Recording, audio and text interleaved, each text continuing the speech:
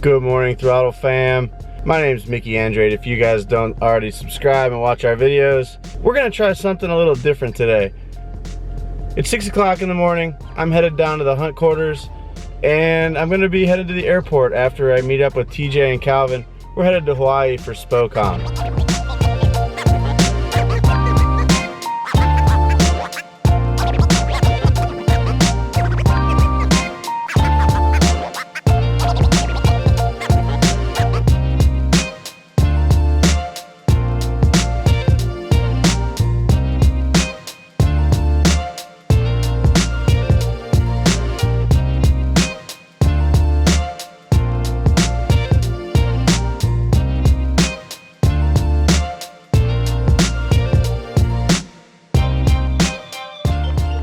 Arrived at the Laylo Hotel in Waikiki. Go ahead and get checked in and meet up with the McGuire's boys for some lunch.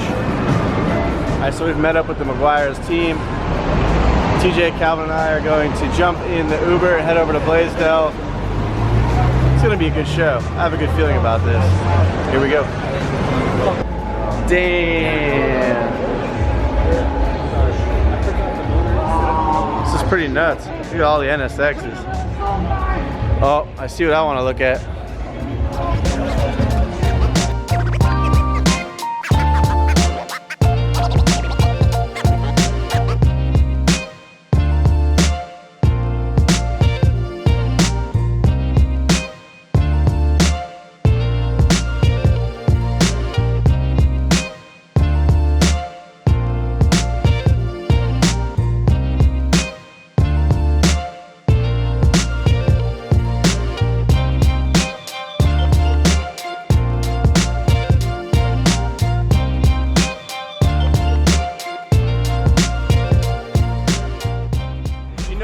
Hype on these. I see one of them still has a rotary in it. I don't know about this wide body one though. The hood's closed. It's a little suspect. Usually the Hawaii boys keep the rotaries, but I'm not sure on this one.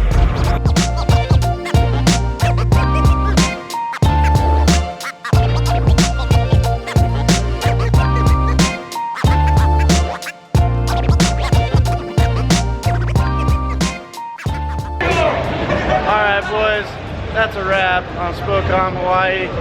Hope you guys enjoyed the content from inside the show. I did choose my favorite car. It was the NSX in championship white. We're gonna go hit the bar and have a beer. It's been a long day. What's up guys? Just getting back from Hawaii. Just landed at San Diego Airport and dropped by the hunt quarters because I'm told we got a new vehicle in the fleet. So decided to stop by, check it out, and kind of give you guys my first impressions of the new project car. So here we go. Let's check it out. Oh man, this thing is rough. What happened?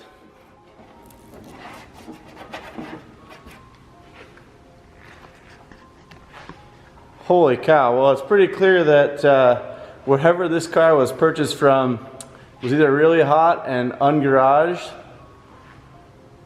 or really hot and ungaraged, because this paint is like, I don't even know what to say. This paint is destroyed.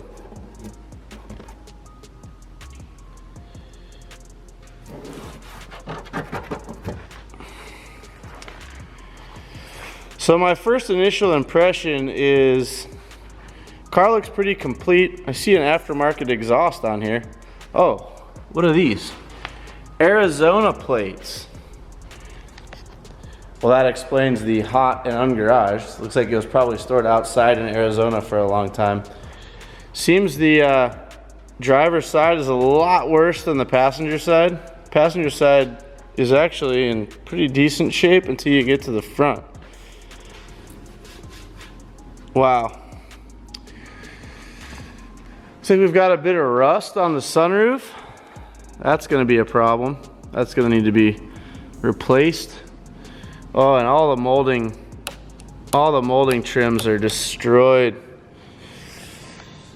Man, I don't know much about these cars. I learned only a little bit when we had the green one here. I really hope that there's some parts available through the dealership, replacement parts, moldings and trims and stuff that I did on my RX-7 and my EG. A lot of times some of these moldings can be so bad that the best way to go about it is just pay a little extra money and get the factory replacement or repair parts. Some of the moldings can just be scuffed and repainted and things like that, but I prefer to go OEM, as you guys know. I do see some damage to some of the bumpers and stuff. This looks like it's been hit. I do see some aftermarket corner lights, which we did use on the green car. These headlights are gonna need to be scuffed and resprayed, re-cleared. Not a big deal. You know what I think, boys? I think this car is a good candidate for a wide body. It's gonna have to get painted anyway. I think I like that idea. So let's move on to the interior. Let's see what this interior is all about. I've been told these cars are really small inside. The back seats are decent size, like a grown man can fit in the back. Not a lot of room, but you can fit in there. I've been told that there's not a lot of headroom in the front, so let's check it out for ourselves. Oh yeah, a little tough to get in here, but not terrible.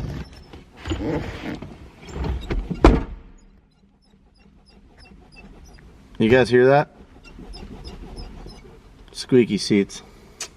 No bueno. The interior looks pretty nice. I mean, definitely shows some sign of wear on the seats and on the door cards and stuff, but the dash here looks pretty nice. Steering wheel's in decent shape.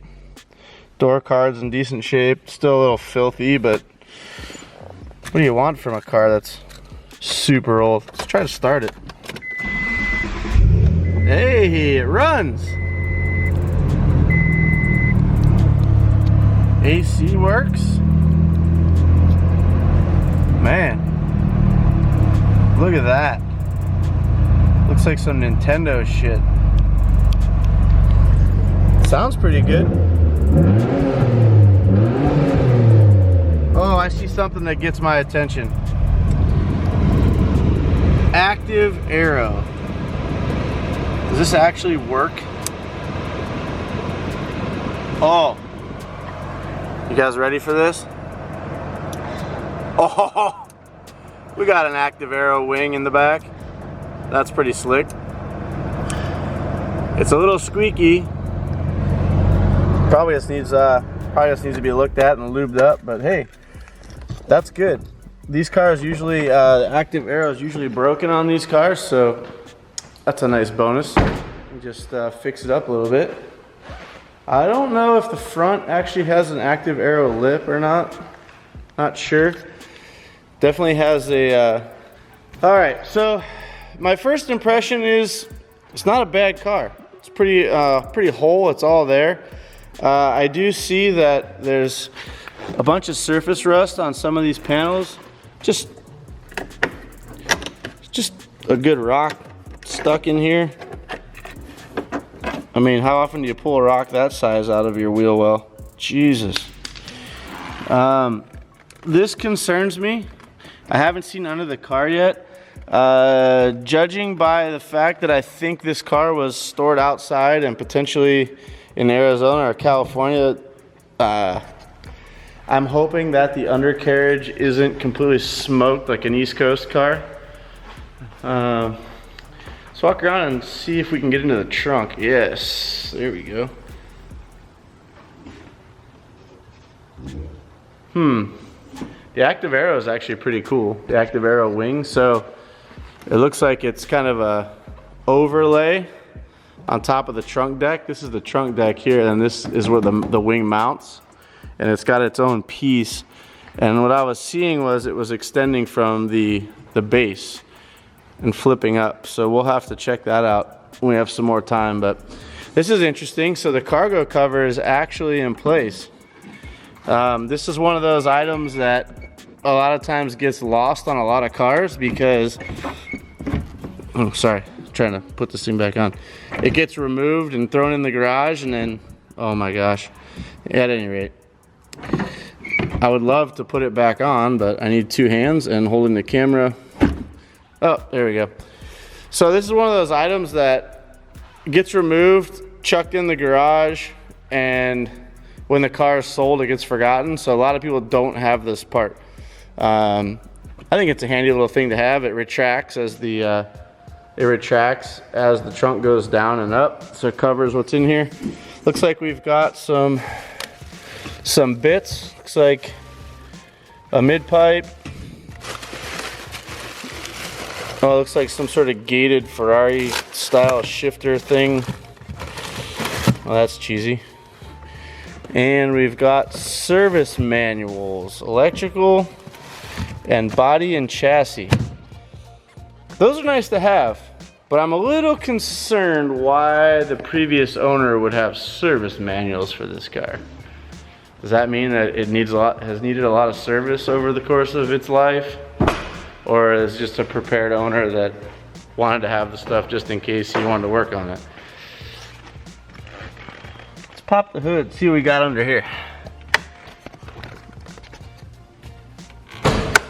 There we go. I don't know, as you guys can see, these seats are pretty freaking destroyed, so maybe they can just be reupholstered. I'm not sure, but I definitely don't love the like pseudo luxury car squished leather. I definitely don't like that. This is not a luxury car, it's a sports car, so definitely would want to get rid of that if we were to reupholster. I like to reupholster stock seats. For me, it's the most comfortable, and if you can add little bolsters or whatever, that's pretty cool. But throwing a set of buckets in here is probably wouldn't be that comfortable and stuff, so probably look at just redoing those seats. First impressions of the engine room. It's not very clean, but I don't see any rust. That's good. I've got signs of a car audio system was in here at some point. We've just got a random like 60 amp fuse floating around in here. That's not cool. Looks like the battery wiring has been redone at some point recently. We've got a battery in here with a 418 sticker on it. That wasn't that long ago. Probably this was redone before the car was sold to us. I see an aluminum radiator. It looks like it's been in here for a while. It's a little oxidized, probably an off-brand. We'll have to look into that. That's interesting. All in all, it looks pretty tidy. I mean, it definitely needs a good cleaning. The seller didn't do their due diligence. Probably could have sold the car for more if they would have just spent the day cleaning it up. The car is completely filthy. The paint was not washed before the car was sold. Those are all little easy things that a person can do, unless they're in a hurry to sell it and they don't really care about making a few extra bucks. They just want it gone. Looks like that's probably the case. I should let you guys know that I haven't even talked to Rick or Evan about this. All I know is we bought it. That's it, period. And so I don't know the backstory on it. I'm sure they got some history on the car when they bought it. Hopefully the person we bought it from was one of the original owners, or at least knows the backstory on the car, because that will help if there are any issues with the car. But the fact that the active aero works, they've put, looks like a Tanabe exhaust on it. Like it looks like the person that had it was either modifying it or was fixing it up. And that can, I don't know, that can be a good thing or a bad thing. As long as the modifications were done properly, I'll be pumped. It seems okay, but I really want to reserve my judgment until I get the car on the lift and get a chance to look underneath it. I don't know if Rick and Evan have looked under it yet or not. I'm really hoping that the chassis is in good shape and isn't all rusty and rotted out. We'll go ahead and get to that hopefully tomorrow or the following day. And yeah, looking forward to kicking this project off. I hope you guys are excited about it as we are. We've got some big things in store for it as far as I understand. So that's my first impression of the Mitsubishi 3000 GT VR-4 throttle project. I'm looking forward to working on this thing. I hope you guys are excited to watch it come to life and all the things we have in store for it. Thanks for subscribing to our channel. Thank you guys for all the positive comments and the thumbs up on all our videos. We greatly appreciate that. Throtl fam is the best fam. Peace out.